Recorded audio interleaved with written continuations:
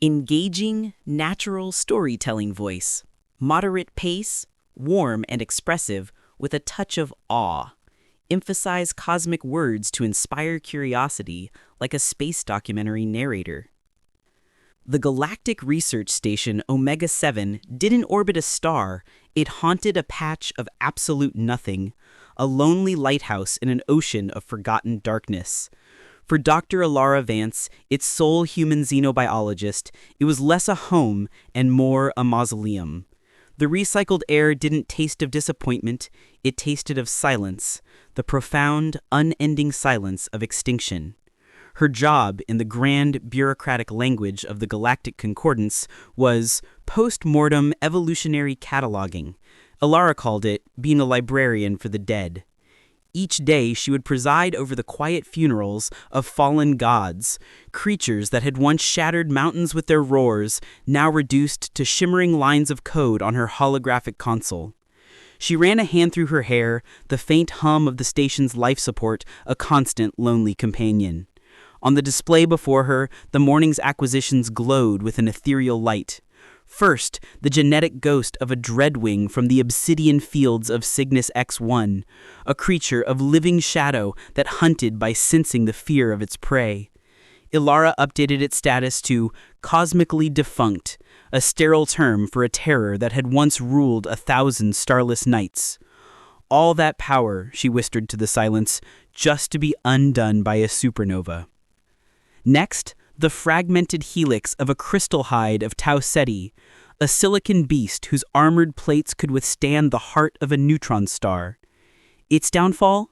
A simple, unassuming microbe that unraveled its crystalline biology from the inside out.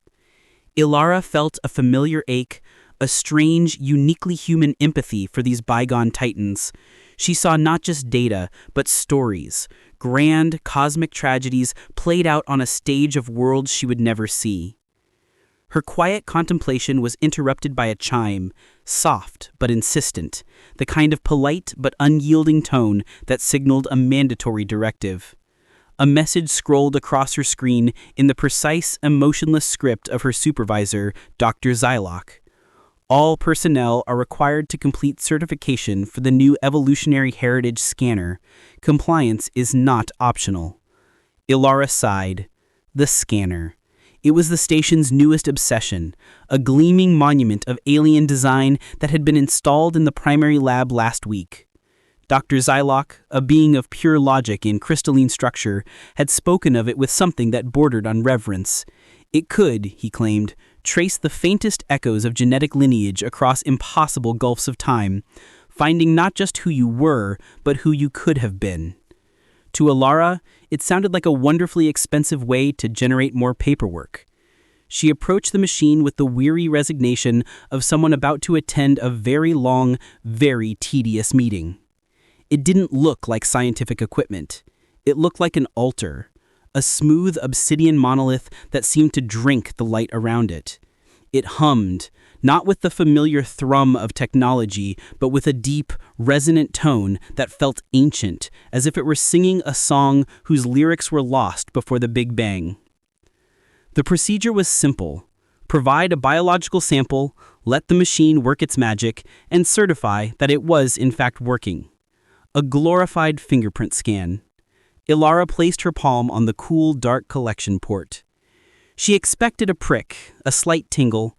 What she felt, instead, was a profound, invasive cold, a feeling of being seen, not by a machine, but by an intelligence vast and unblinking. The hum intensified, vibrating not from the floor, but through her very bones. And then all at once, the quiet dignity of the laboratory was shattered. Alarms blared, not with the shrill cry of a malfunction, but with a deep, sonorous wail, the sound of a great bell being struck in the heart of a dying star. Amber emergency lights bathed the room in a terrifying, apocalyptic glow. The scanner exploded into a frenzy of light and sound, reacting with the terror and awe of a primitive mind first witnessing fire. A vast holographic display erupted above the monolith, so bright Elara had to shield her eyes. When the glare subsided, she saw her own genetic profile hanging in the air, a familiar, comforting double helix. But it was not alone. From her DNA, 12 brilliant lines of light shot out, connecting her to a constellation of impossible life forms. Each line terminated in a perfect three-dimensional model of a creature from her archives: the Dreadwing, the Crystalhide, 10 others, each one a legendary apex predator from a different corner of the galaxy, each one extinct for at least 100,000 years. They circled her DNA like ancient guardians, their spectral forms pulsing with a power that felt terrifyingly alive. The scanner's AI spoke then, its voice echoing from the monolith itself, not with the sterile syntax of a machine, but with the ancient digital reverence of a priest reading from a sacred text. Genetic analysis complete. Dormant markers from 12 Omega-class extinct predators detected. Impossible evolutionary convergence confirmed. Elara stared, her heart hammering against her ribs, her scientific mind struggling for a rational explanation and finding none. This was impossible, a glitch, a catastrophic error. She was a human, a biologist. The most dangerous thing in her DNA was a predisposition for high cholesterol. The holographic models of the predators pulsed in unison, their silent, hungry eyes fixed on her. The AI's voice spoke then, the question echoing in the sudden, deafening silence of the lab, a question that was not a query, but a coronation. Compatibility confirmed. Activation protocol is ready. Please select the lineage you wish to awaken. Awaken? The word felt alien on her tongue, a concept so monstrously absurd that her scientific mind, her entire reality, recoiled from it. This was a malfunction, a cascade failure of a deeply flawed, untested piece of alien technology. Her hands moved before she could think, not to choose, but to end it. She lunged for the holographic interface, her fingers aiming for the emergency abort command, a desperate attempt to shove this impossible genie back into its bottle. But the moment her skin made contact with the light, the scanner seemed to interpret the frantic, bioelectric energy of her panic not as a command to stop, but as a confirmation. Her choice, it seemed, was the desperate human refusal to choose at all. The monolith's deep hum escalated into a ground-shaking roar, a wave of pure energy that threw her back. The AI's voice filled the room, no longer a question, but a declaration. Protocol initiated. Randomization sequence engaged. Your heritage will not be denied. And then the pain began. It was not a physical pain, but a sensory one, as if the universe had decided to pour all of itself into her mind at once. The humming of the station's life support became a symphony of 1,000 distinct frequencies. The emergency lights were no longer just amber, but a blinding spectrum of every shade of gold, fire, and sunset. She could taste the nitrogen in the air, feel the faint radiation of the nearest star through the station's hull, and hear, with terrifying clarity, the crystalline chimes of Dr. Zylok's footsteps approaching from a corridor away. He didn't walk into the lab, he glided into the chaos, his multifaceted eyes reflecting the storm of holographic data with a frantic analytical terror.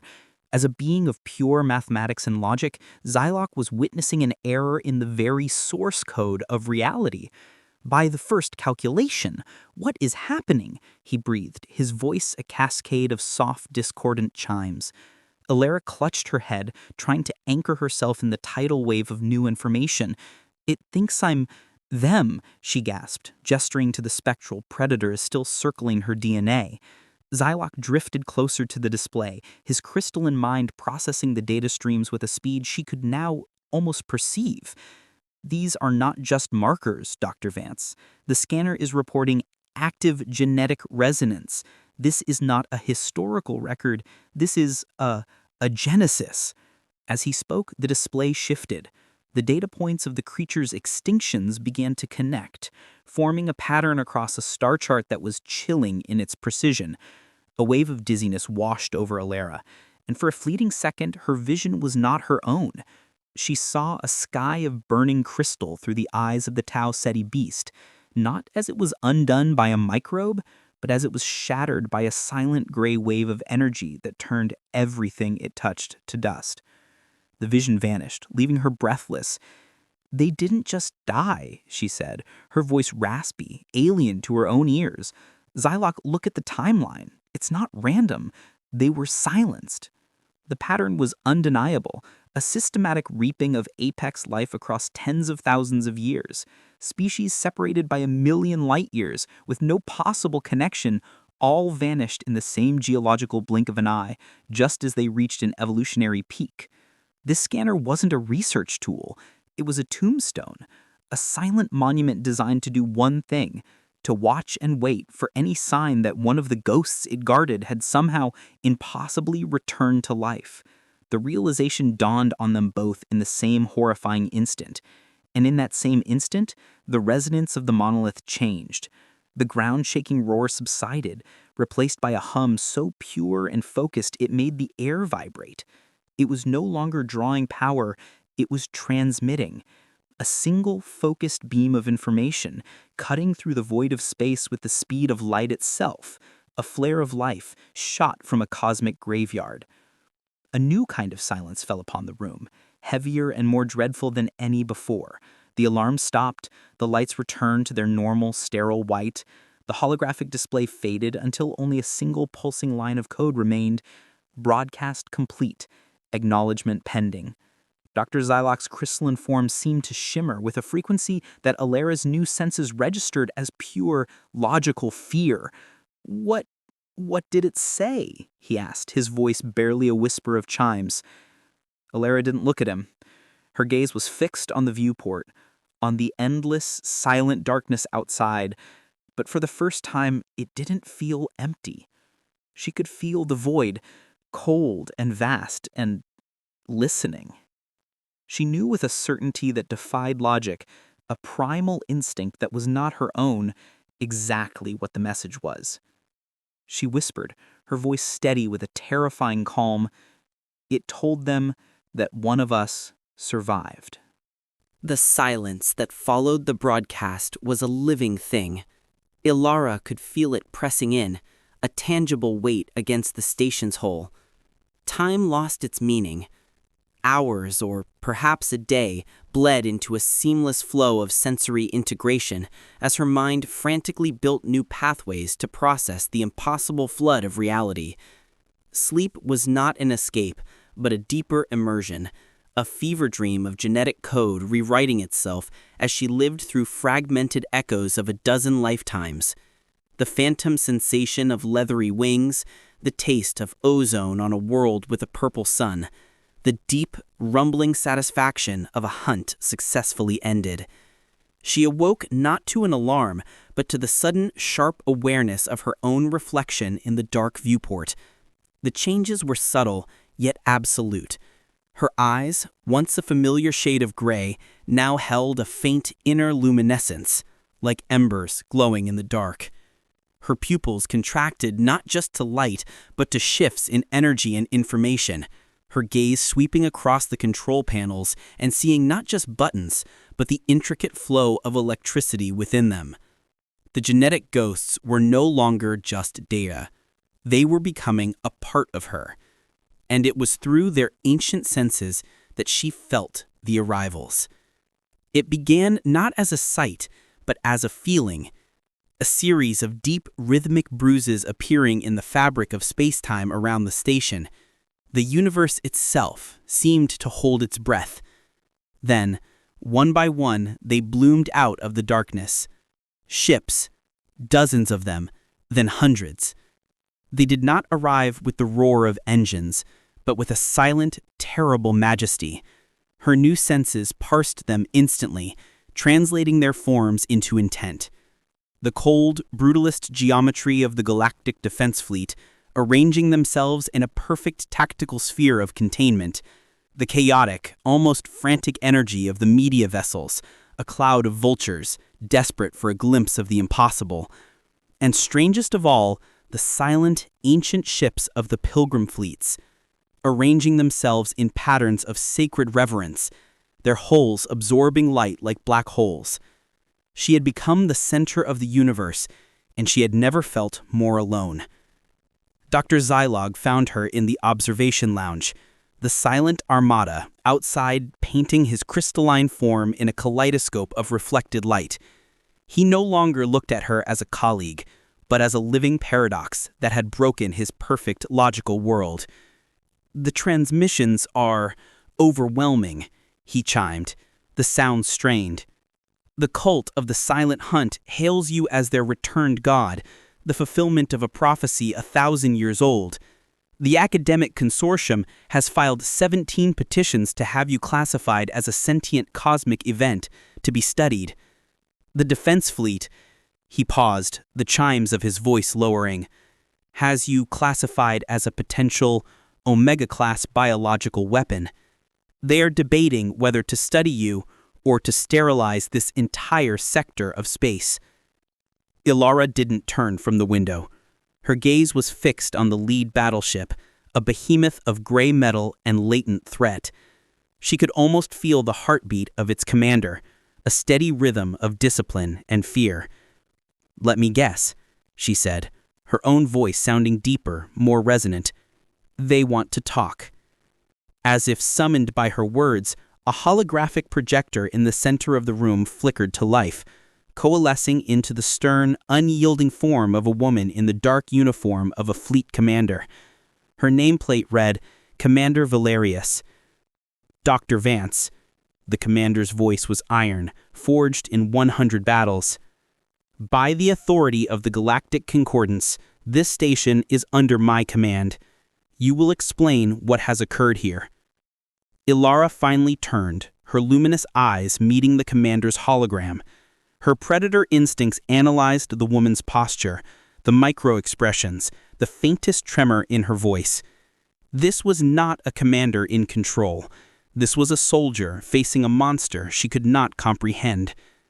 "There's no need for protocol," Elara said, her voice unnervingly calm. "You're not here to understand.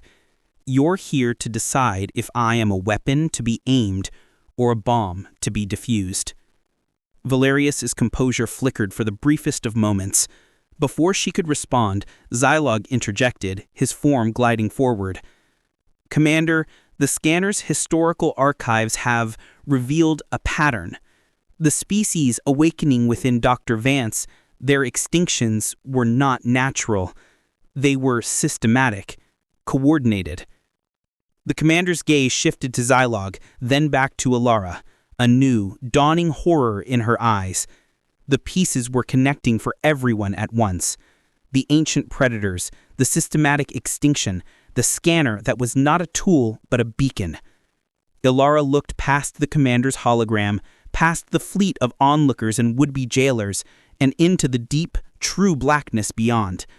A profound instinctual clarity washed over her, a truth whispered to her by the 12 ghosts in her blood. She understood. The assembled fleet wasn't a cage, it was an audience. They had all heard the broadcast, the impossible signal that a predator of myth had returned to life. They had come to see what would happen next. They had come to see the real hunters arrive. "You've arranged your ships in a containment sphere, Commander," Elara said, her voice now barely a whisper, yet it carried across the room with chilling authority. "You think you're watching me." She took a step closer to the viewport, the light from a distant nebula catching in her glowing eyes. "You're wrong. You're all looking the wrong way." Commander Valerius's hologram stared, her military mind failing to process the statement. "What do you mean we're looking the wrong way?" But Elara's attention was no longer on her. It was on the void, on the symphony of space-time that only she could now hear. And a new note had just been played. It was not a sound, but a scream of silence, a chord of pure wrongness that made the very fabric of reality curdle. It began at the edge of the system, a flicker, a patch of stars that simply vanished. Not blocked, but erased, like a drop of ink on a black canvas. A hole had been torn in the universe, then another, and another. They weren't ships. Ships traveled through space. These things unmade space as they moved. They were geometric impossibilities, shifting fractals of absolute black that drank the light of distant galaxies and reflected nothing. A predatory silence fell over the entire system, a silence so profound that Elara could feel the sudden, frantic spike in the heart rates of 100,000 crew members in the fleet around her. The disciplined formations of the defense fleet shattered. Elara could hear the eruption of chaos on their comms channels, not as words, but as sharp, frantic bursts of static. A rising symphony of pure panic. Warnings, sensor readings that made no sense, orders that were immediately rescinded. The great invincible armada was reduced to a swarm of frightened children in the dark. Suddenly faced with the true monster, the commander's hologram flickered violently as her own ship was rocked by waves of gravitational distortion. "What are they?" she demanded. The iron in her voice melted away, replaced by the brittle edge of terror. "Report, what are those things?" But no report could describe them. As Elara watched, one of the black shapes glided past a media vessel. The vessel didn't explode. It simply ceased to exist. Its light, its energy, its matter, all consumed in an instant of perfect, clean negation. In the lab, the scanners seemed to feel their presence too. The monolith, which had fallen silent, suddenly blazed with a final blinding white light, and the roar returned, 10 times stronger than before. It surged directly into Elara, a torrent of energy and information that bypassed her senses and went straight for her soul. It was the feeling of being melted down and reforged. The last vestiges of Dr. Elara Vance, the quiet librarian for the dead, were burned away in the fire of a dozen alpha predators' combined will to survive. The fragmented memories became whole. She felt the cunning of the Void Hunter, the unyielding strength of the crystal hide, the terrifying speed of a creature that hunted between heartbeats. They were no longer ghosts she carried. They were instruments she could now wield. The pain was absolute, but the clarity that followed was divine. She understood the enemy before her not through analysis but through instinct, through the shared memory of being hunted by them across 100,000 years. She finally had a name for them. The light from the scanner died, plunging the lab into the eerie, reflected glow of the chaos outside. Elara stood in the center of the room, completely still. The transformation was complete. Commander Valerius's hologram was a distorted mess of static, but her terrified question still echoed in the silence. "What are they?" Elara opened her eyes. They were no longer glowing embers. They were twin pools of pure silver starlight, ancient and fully aware. She looked at the impossible shapes tearing reality apart outside her window, and for the first time, she felt no fear. Only a cold, sharp, and utterly profound sense of purpose. "They are the reason for the great filter," she said, her voice a calm, lethal harmony of a dozen predators speaking as one. "They are the silence between the stars." The scanner's hum finally faded to nothing. Its test was over, and hers was about to begin. The silence did not launch missiles. They did not fire beams of energy. Their first move was far more profound, far more terrifying. From the shifting, impossible geometries of their forms, a wave began to spread. It was not a wave of force, but of utter stillness, a ripple of pure negation that moved through the system with an unhurried, absolute certainty. Elara watched, her enhanced senses perceiving it not as an attack, but as a correction, a cosmic editor deleting a line of errant code. Were the wave past, the frantic, chaotic chatter of the fleet's comms channels simply ceased. The running lights on 1,000 ships dimmed, their vibrant colors fading to a uniform, lifeless gray. Through the viewport, she could see figures on the bridges of the closest vessels slump over their consoles, not dead, but empty.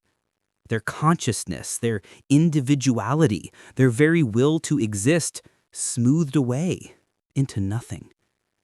It was a great, silent forgetting, and it was coming for her. The wave washed over Omega-7, and the station's own lights flickered and died, plunging the lab into the cold, absolute dark of the void. The wave hit Elara's mind not as a blow, but as the crushing pressure of an ocean of ice. It was the cold of a universe that had never known a star, the logic of a cosmos where life was a mathematical error. It sought to unravel her, to dismantle the complex, messy structure of her being. The predator instincts roared in defiance. The void hunter's savage will to endure, the crystal hide's unyielding resilience, the phase-shifting elusiveness of the shadow stalker. They formed a barrier, a shield of pure, primal survival instinct. But it wasn't enough.